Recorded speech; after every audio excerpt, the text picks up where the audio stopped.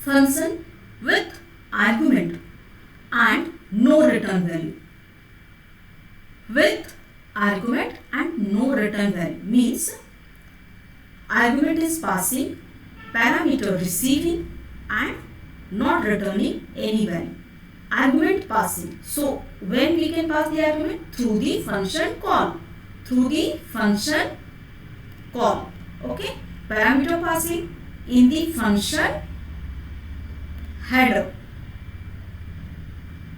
So first define the function header square a. This is the parameter receiving. Then o equal to a exponential 2 formula done. Then no returning value. So that's why print command will call inside of the function header. Now outside of the function, that means in the main program, input command and then calling to the functions and then argument pass it. Whenever argument you will pass it, so then this argument will come to the here and then solution, then afterwards generate the result. So this is the function with argument and no return value. Whenever any program has given no return value, that means inside of the functions you will call to the print command.